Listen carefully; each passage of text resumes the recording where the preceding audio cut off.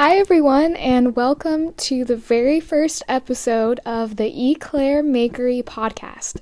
I am so excited to do this podcast with you guys to share tips on how to grow your business as a maker, different makers' journeys that they've gone through as they've grown their crafty business, tips on how to do different crochet and knitting things, as well as just different struggles that you have as you are a maker, whether that is insecurities that you have or just not feeling confident about what the direction that you are heading in your craft.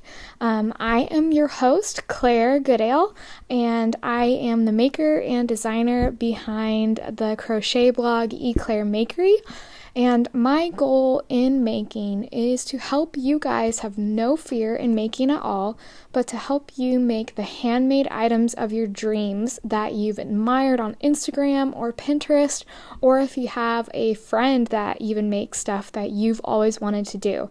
So on my YouTube channel, I have mainly been just doing video tutorials on how to do different crochet stitches, on how to make different patterns that I have, but I recently got into podcasts and I just fell in love with the idea of sharing this maker journey that we all can relate to as we grow and pursue our dreams as makers.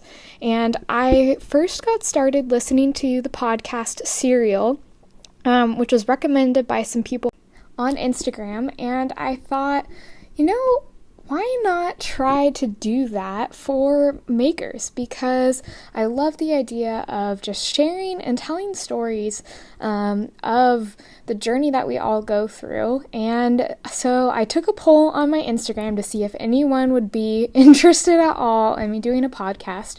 And a lot of people liked the idea of doing a video podcast better, which I thought was an awesome idea because I love getting to watch Instagram lives, seeing the makers, and being able to put the faces to the names that we all know and love in the maker community. And so I decided to create this podcast, and I am going to be doing a lot of really awesome stuff with this. At least those are my big goals in this podcast. I just want to make you guys feel that you are even more a part of the maker community, because it is something that is so special and there is nothing else like it out there. That a lot of us have come to become friends through social media and just connecting over our love of yarn. And as you can see behind me, I love my yarn. I am addicted to it. So what I wanted to do for the very first episode of my podcast is to just kind of share my maker journey and how I started my business and how I learned how to crochet. So I first learned how to crochet when I was about 7 years old on a cold winter's night here in the Central Valley of California. My grandma sat us grandkids all down on the couch, including my cousin Landon, and because he did not want to get left out in anything that the girls were doing. So my grandma had us all sit on the couch, and then she took out some yarn and some crochet hooks that she gotten at the store and said, I'm going to teach you guys all how to crochet.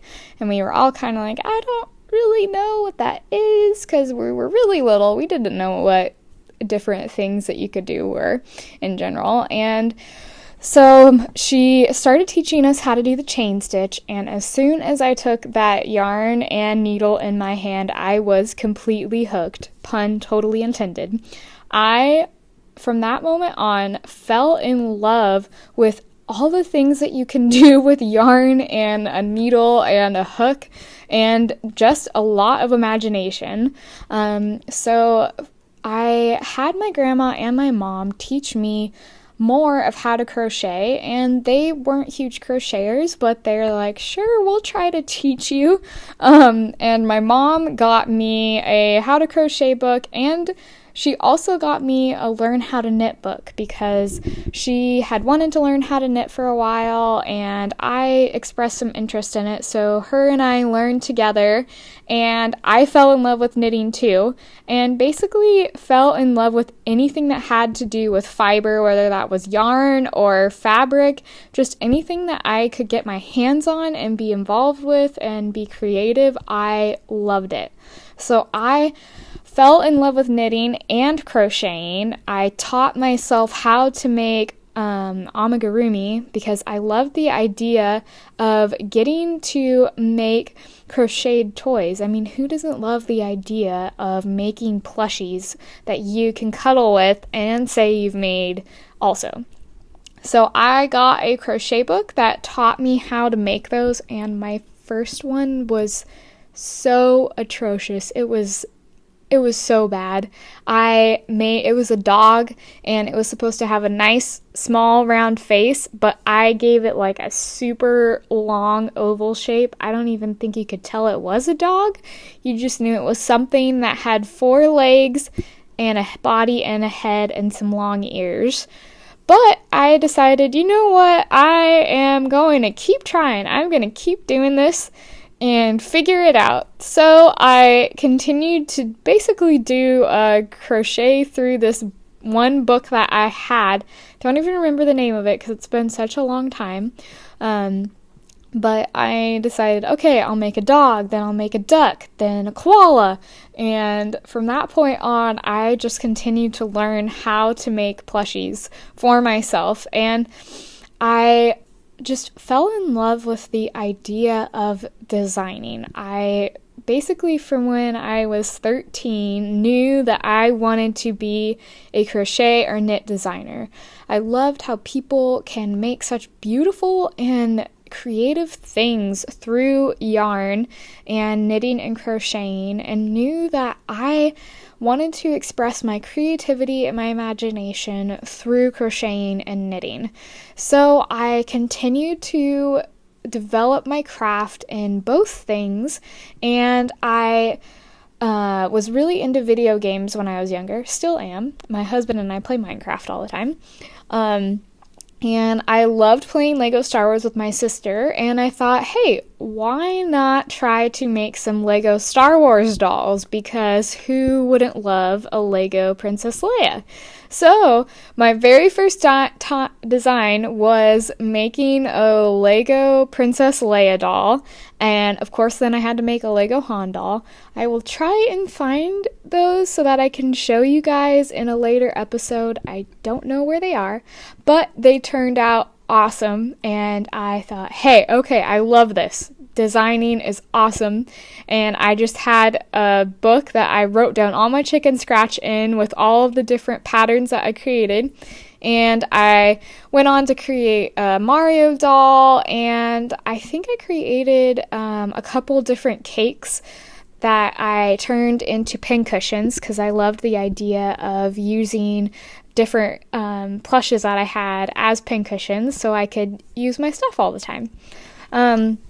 And I just loved the idea of making things. But when I was in high school, I developed some chronic health issues. I developed extremely bad acid reflux. It was awful. It started in my junior year of high school, and I struggled with my stomach issues all the way through my second year of college. Thankfully, I was homeschooled through my whole life up until college, and I was able to stay at home and rest. And as we tried to figure out what was going on with me, my doctor thought, hey, I think that this is acid reflux, but every time we would try a medication, it would never work. It would work for maybe like a month, and then my body would reject it. And so we just kept going through this list of medications that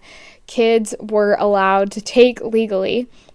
And I started to just get really discouraged. I couldn't be involved with my friend group anymore. I couldn't go to my youth group, couldn't go to church because I just had this constant burning sensation in my chest. And so I turned to crocheting and knitting to kind of help me feel better, lessen my anxiety, and just be able to stay sane. So Netflix, yarn, and knitting and crocheting became my best friends. I even sometimes convinced myself that the characters on Star Trek were my friends because I would watch so many episodes in a row that I felt like I was following along with their lives. And while I watched all of these science fiction shows, I knitted 2 different blankets, and I almost knitted a sweater, but got stuck on Sleeve Island and decided I didn't want to finish it. And I started doing that, but then I just kind of lost my steam. I got discouraged. I was just in constant pain, and I just thought, it's not worth my time to do these different crafts when I could just buy it and save myself a lot of time and effort. Totally regret doing that because I love these crafts. Why would I give those up? But my pain level was so high, it kind of clouded a lot of my judgment and decision making, and I had to end up getting surgery for my acid reflux, and that took the acid reflux away. But because it is a major surgery where you're getting your basically a whole new anatomy, I developed some other chronic stomach issues as a result of it because my body went into shock. And so the surgery was only supposed to take about 1 to 3 months to recover from, but it took me 8. And then after that, I developed other issues from recovering from the surgery, and my stomach just decided that it wanted to hate me. So sometimes I joke that I have a war going on with my body, and I sometimes talk to my stomach, which sounds crazy, but when you have chronic stomach issues, it feels like it is a living thing. And as I was going through just trying to figure out what in the world was going on with my body, I tried to do quilting and sewing instead of doing crochet and knitting because I felt it went faster. And I created this special way of how to make applique dolls, and loved doing that. It was super fun. I made a whole Star Wars collection and was going to have that be my business. But then after contacting Disney to see, hey, is this legal for me to sell this stuff? Because I had a couple people who said that it might be copyright issued, that I was like, I'm just going to reach out and see. And of course they said that I would never really be able to legally sell those because I don't have millions of dollars. So I decided, what, I want to just stay above board, and I want to be able to make this stuff without worrying that I am going to get sued or stopped or anything like that. So I tried to figure out how I was going to do my own designs that weren't copyrighted.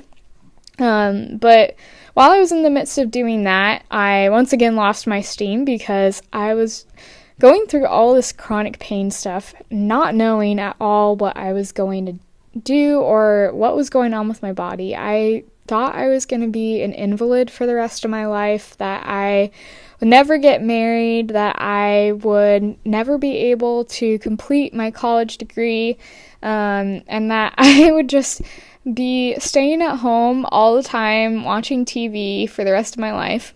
And I just didn't know how to live with the pain that I had. But as I was going through all this pain, my mom did some research, and my mom and my dad decided, hey, let's go to the Mayo Clinic in Minnesota. It's one of the best hospitals in the world. And we went there, and they were able to finally figure out what was going on with my body. No other doctors could figure it out. But when I went there, they were able to figure out what was going on with my body. And so we learned that I have central sensitization syndrome, which basically, how I usually sum it up, is that my nerves are 10 times more sensitive than other people's. So they overfire and think most responses that come to my body are pain, whether that's stress, activity, or even excitement, which gets so frustrating. It thinks that that is pain and that it is affecting my body in a negative way. So I was a little discouraged by that, but was also really excited that I finally knew what was going on with me. And the doctor said that on top of the central sensitization syndrome, I also had visceral hypersensitivity, which means that the pain that my body was registering centers in my stomach and goes to there. So that's where I feel most of my pain, and that's why I kept having chronic stomach issues. So they gave me a prescription that I could take to help relax the muscles and help my body to be able to survive. And they also encouraged me to do exercise and activities that I love to help me avoid stress and be able to pursue a pretty normal life. So I went home back to California and was discouraged but encouraged at the same time. And I decided that when I was in Hawaii on vacation with my family, I decided, you know what, I'm going to learn how to surf. And so I took a surf lesson and I learned how to surf. And by doing that, I found something that didn't affect my stomach in a negative way. I found a way to exercise and a way to help my body feel better, and that led to me doing hiking and just getting back out, going to school, having a social life, doing different things that I loved, which led me to meeting my husband, and he is wonderful. And he saw all this creativity that I had, and he asked me, why aren't you doing these things? Why aren't you cross-stitching and crocheting and knitting like you love to do when you were in high school and when you were younger? And I just said, I don't know, I just don't feel like I can do it. I don't think that I can actually make things that people would like or do things that people would want to be interested in. But he was like, I think you are talented and that you should go for it. So I picked up some fabric and some thread and started cross-stitching again. And that was kind of what got me back into doing some designing. I loved art. And so cross-stitching was a really fun way to be able to create drawings that I can make pictures of with thread. And I loved that. And so I started designing some cross-stitch patterns, which are available in my store. And I also started following different embroidery and cross-stitch people on my personal Instagram account. That led me to finding some different crochet and knit designers and weaving designers too. And I saw these people crocheting these beautiful things and saw kind of how things had changed a lot since I first started crocheting and making. And I was like, you know what? I think I want to do this too. So I asked my husband, who is then my boyfriend, I was like, you know what, I think I want to do this. I think I want to go for this, and I want to get some yarn and take out my crochet hooks and try to start designing again. And I came up with my strawberry ice cream cone pattern, my unicone pattern, and my sherbird pattern. And I wanted to do puns, and I loved doing that. And I was like, you know what, I want to make this cross-stitch and crocheting thing actually my business. I want to start a business Instagram account for this, and I want to go for it. And my husband, Steven, he really encouraged me to do it. He's like, I know you're capable and you can do this. And plus, I had been pursuing an AA in business, so I knew a little business things. So he really pushed me to do it, and I am so glad that he did. He's the one that came up with my business name, E'Claire Makery, because of our love of puns. He saw that I wanted to do cross-stitching and crocheting, so he thought of why not a makery, and then thought, oh, your name's Claire, why don't you put it in E'Claire, and just add the E at the end of the word E'Claire. And so that was how my business name came about. And I just decided to go for it. Like, why let my fears stop me from doing something that I loved, doing something that I wanted to be good at, and just takes practice. And so I went for it. Now I have my blog going. I am working with a couple different yarn companies. I am just continuing to grow my friendships and my network with different makers out there. And my business, though I haven't made as many sales as, experienced crochet designers who have been doing this for 6+ years are doing, I still love what I do. I love creating. I love making connections and friendships with different people that I've met through this community, and I am just so driven to make this my career. I want to do this with my life. I want to make things. I want to teach people how to make things, and I want to share my journey with you guys. And so it is a hard and a long journey as you are a maker. It's discouraging sometimes and also encouraging. And I mean, you get to hang out with yarn all day, so there's not too much wrong with that. So that is my maker story. That is how I learned how to crochet, how I got started doing my business, as well as the different struggles that I've faced with my health as I have gone on this journey. So I am hoping to be able to do a podcast episode every week. Some episodes will be just me sharing different things or showing new projects or collaborations that I'm doing. And then other weeks will be interviews with experienced makers who want to share and encourage you guys in your maker journey and want to help you guys become the makers that you've always dreamed of. So stay tuned and subscribe to my channel. I would love to become your guys' friend. I would love for you to follow me on social media and join my Facebook group and subscribe to my email list so you can always be updated with different things that are happening in my business. And I will also be compiling all of the interviews that I do into blog posts so that you can save them on Pinterest and just have a collection of different advice from makers just to help you as you're pursuing your dream. So thank you so much for watching my show and that you are interested in my journey and in my business. And I am so very excited about all of the different things that are coming up this next year.